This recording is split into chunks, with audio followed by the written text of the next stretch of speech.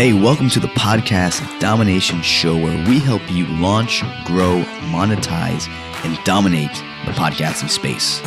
This is a show where we believe that if you can get attention with your podcast, you can influence someone. And if you can influence someone, you can get them to take massive action. And if you can get someone to do that, you, my friend, can dominate.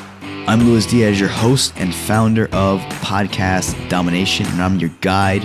Let's go. All right. Welcome back, my friends. This is podcast number 4,628 on the Podcast Domination Show. I'm just kidding. This is like episode 14 or something. But anyways, we're going to keep chugging along here. And today we're going to chat about something that I hear a lot of sometimes when people want to start a show and maybe they have a full-time job. Maybe they have a full-time job and 4 kids. Maybe they have 4 dogs and 2 mooses. I don't know. But they just tell me, like, Luis, I'm busy. Like, I'd love to start a podcast. Like, I'm so down with this, but man, I'm just too busy right now. Well, guess what, my friend? I think that's bullshit. And I'm going to show you exactly how you can obliterate that. And pretty much all of your other social media that you're doing too, or maybe doing, that might not even be consistent with your branding message.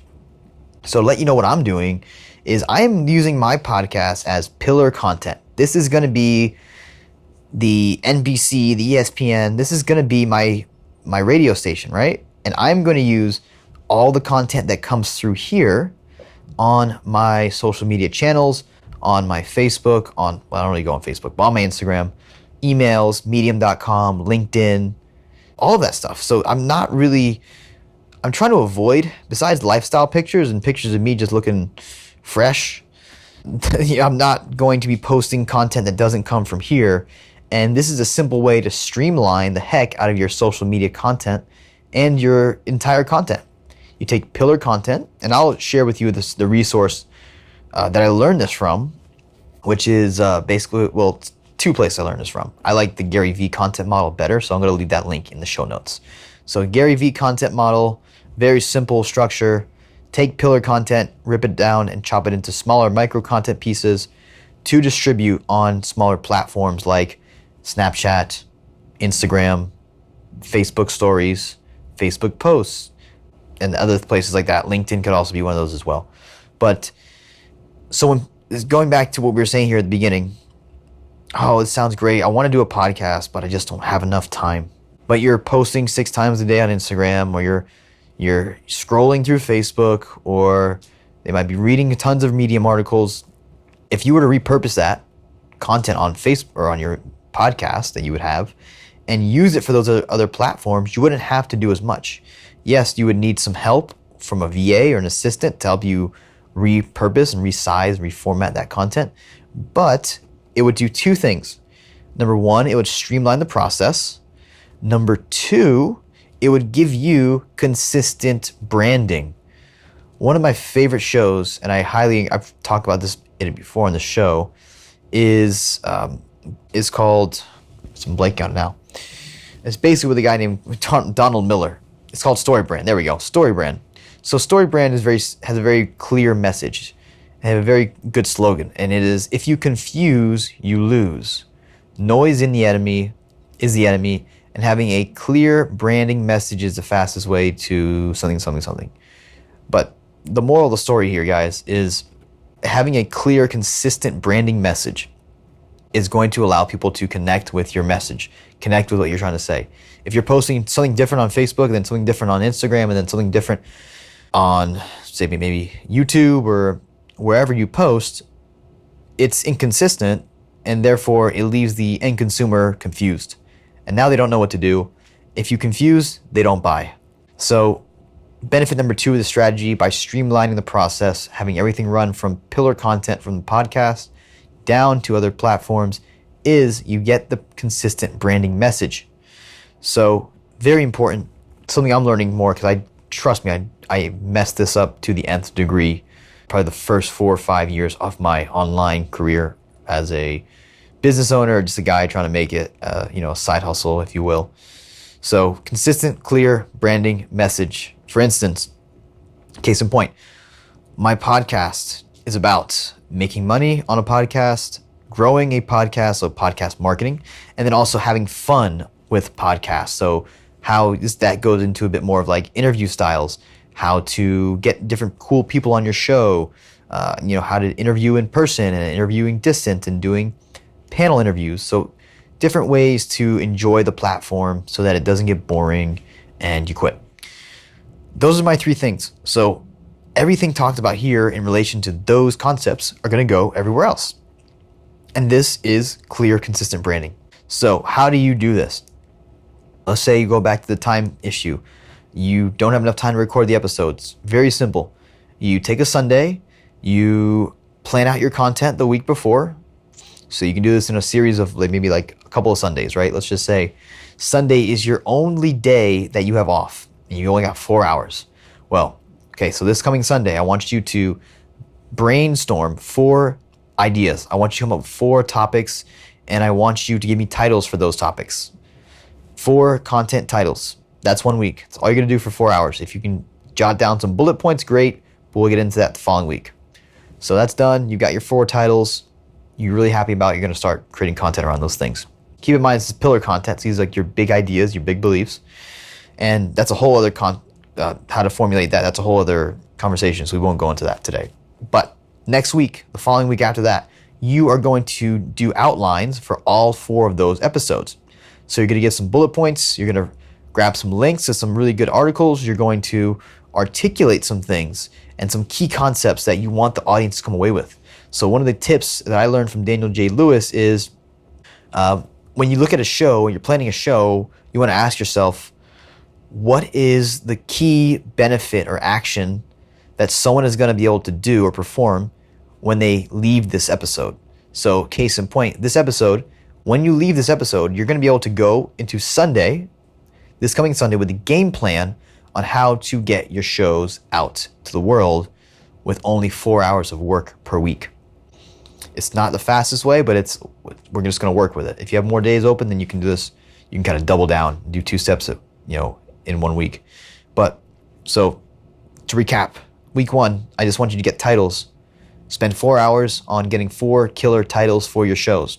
Use Google Keyword Planner, use BuzzSumo, search keywords on YouTube, figure out what people are clicking, what people are asking about. Give me 4 titles. Number 2, week 2, you're going to do some outlining. You're going to get some key concepts underneath each of those titles. Grab some links. You're going to do some writing, some scripting, and figure out what are the key points you want the audience to come away with. That's week 2. Week number 3, we are going to record the first episode. So if you can record more than 1, that's great, but I just want you to record 1. You're going to record 1. Let's just say it's an interview show. Week 2, you would be reaching out to those people and locking them down for interviews. So let's say you did that already. Week 3, we're actually recording 1 episode. Week 4, we're recording 1 to 2 more episodes. And week 5, we're recording the last episode. Great. So that's how you do it. An alternative method would be to batch record. If you are just doing a solo show, plan your content 1 week. The following week, go and batch record as many episodes as you can. A lot of guys do this. So Tim Ferris, I know, does this. Also, Neil Patel and Eric Sue, some of my favorite marketing podcasters, they do this as well. So it's very effective. A lot of great names do it. If you're going to do this strategy, I think it's really important to keep your shows underneath a certain length. Typically, I would say under 30 minutes. If you're going longer than 30 minutes, chances are your brain's going to be kind of fried. At least mine is after I'm doing some kind of long form content like that. So I keep them short when I'm doing them like this. Like I'm doing back-to-back episodes right now. Just recorded another one. But anyways, yes, you can batch record. That's another way to do it, to keep it simple. And just make sure you have your content ready to go. You don't want to wing it because it's going to come out crappy. So ready to go means you have a Word document or some kind of Evernote file with some links and resources and some key points that you want to make in the show. And like for me, I have my app open on when I'm doing these podcasts on the go like I am now.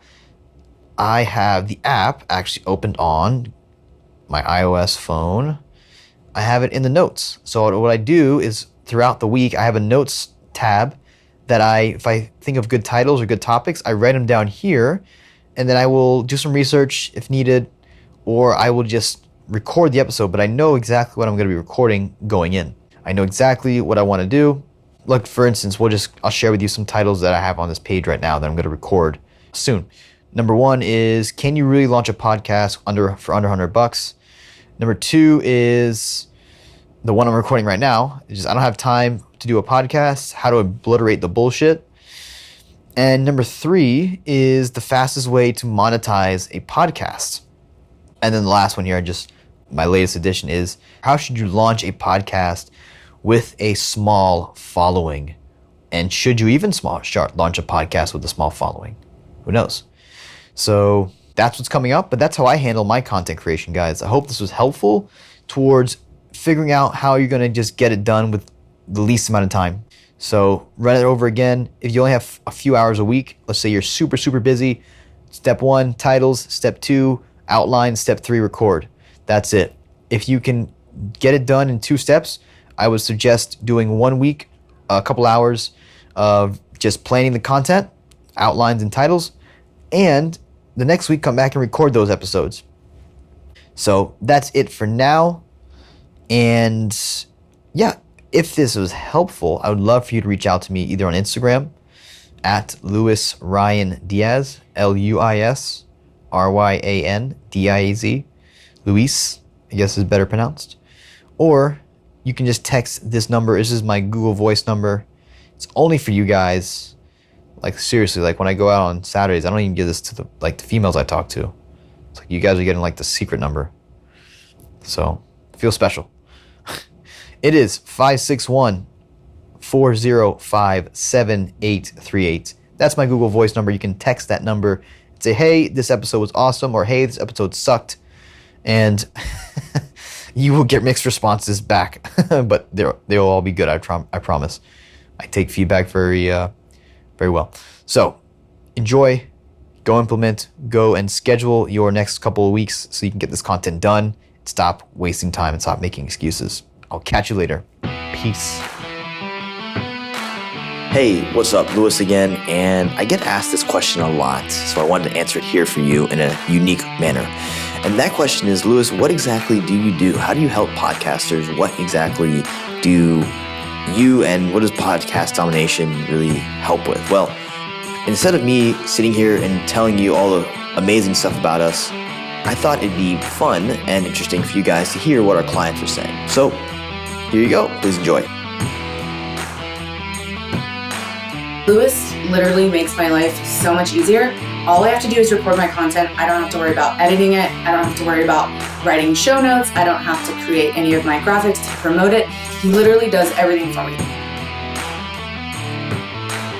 We hired Lewis to kind of help us set up podcasts, for us to put our content out and kind of grow our brand. And all I really have to say, it's been a huge success. It's been really easy. Lewis and his whole team have made the whole process easy, from setting it up originally, which with podcasts is kind of intimidating, and there's a lot of things that if you don't know a lot about the platform, that it's very time consuming. So Lewis made all of that easy. In the beginning, I'm not gonna lie, I was completely overwhelmed, confused, stressed out, because I went on YouTube trying to figure out how to set up a successful podcast. And actually going on YouTube, I was just bombarded by so much information that I just wanted to give up on the idea. And then I met a good friend of ours that introduced me to Lewis, and we hit it off. And he just said to me, it's really, really simple. I will take care of everything for you. I think what Lewis has done for me is made it seem so painless. He has took my idea and saved me money. He saved me time and energy. And more importantly, he's made my Persistence Factor podcast sound professional. Well, I hope you enjoyed those sound bites as much as I enjoyed putting them together. If you have any questions about how we can help you grow, launch, or further your podcasting efforts, feel free to reach out to me at Lewis@Podcast Domination, or you can reach out to my team and ask them some questions. hello@podcastdomination.co. Both are .co. Just make sure keep that in mind. Anyways, I'll see you on the next episode. And until next time, keep dominating.